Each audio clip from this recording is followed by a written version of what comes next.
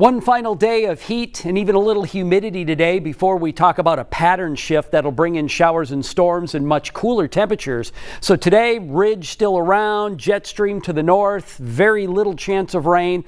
A couple of storms popping up in west central Wisconsin and a little bit of eastern Minnesota. I'll show you that here coming up. We'll talk about storms that will move through the area tomorrow. Some of those could be strong and even potentially severe. And this is as the ridge up aloft breaks down and everything starts to shift. That'll be a major pattern flip as we look into the weekend. Much cooler.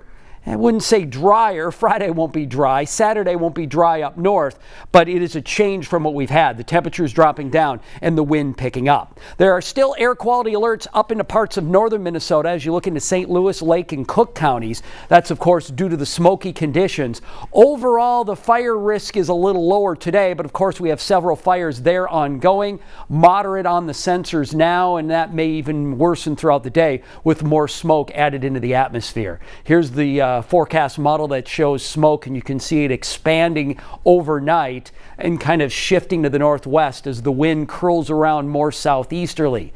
Thursday, same thing. This is ahead of the shower and thunderstorm activity that'll start to move in. Then we start to see less smoke and, of course, a lowered fire threat as we look into Friday and Saturday. Here's how things look for today.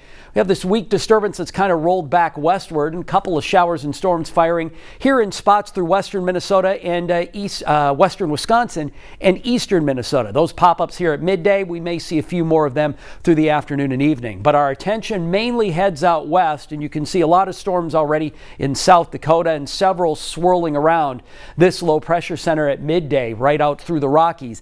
That's the system that'll shift at us for tomorrow and brings in the weather impact alert from tomorrow morning into the evening hours as several waves of showers and storms will move through. There'll be fast moving storms. That brings up the concern for strong gusty winds. Hail is also a threat with these storms, and there is the potential for an isolated tornado or two. The risk for that is higher as you move eastward into Wisconsin.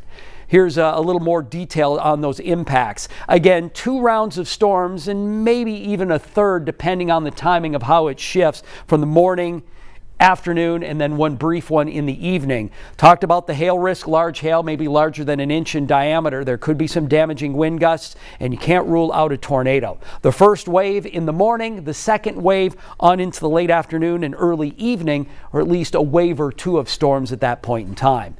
As you look into southwestern Minnesota tonight, and this is actually more towards the overnight, there is a slight risk of severe weather from Marshall to Jackson down towards Sioux Falls, and a marginal risk, level 1 on the map, up through the Minnesota River Valley to about Willmar and to near Mankato. As you look into tomorrow, as the low moves up, here's the risk from the Twin Cities north and eastward.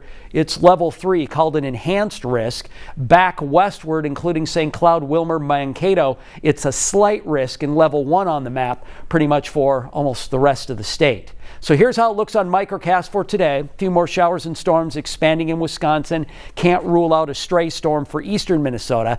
Those waves of rain kind of fall apart as the heating heads down. But then our attention turns westward as this next low develops. And Microcast has the morning storms, Laverne to about Willmar in the overnight. And then around sunrise in the Twin Cities, you may wake up to some rumbles of thunder, flashes of lightning along 35 up through the metro and back along 94. This wave of storms will be weakening, so not likely severe, but can't rule it out, but low chance at that. They'll be strong.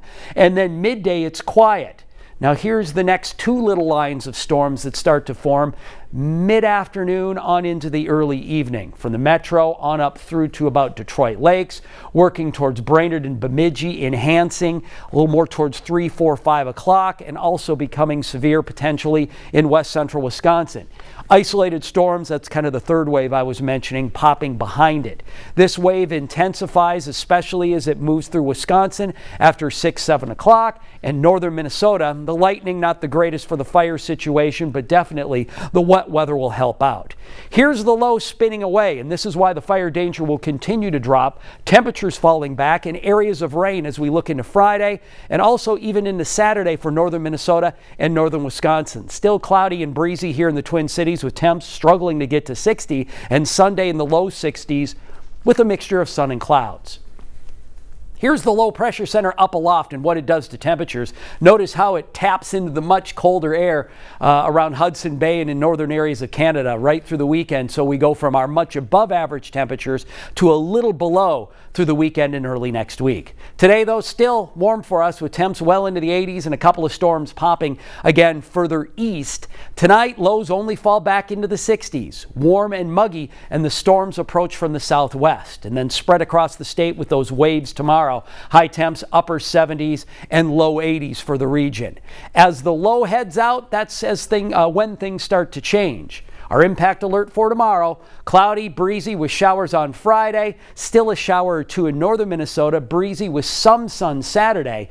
At least a mix of sun and clouds on Sunday, but that's still not even back to average. Our average is closer to 70, and we'll stay on the cooler trend of things into early next week with another storm affecting us mid next week with more rain.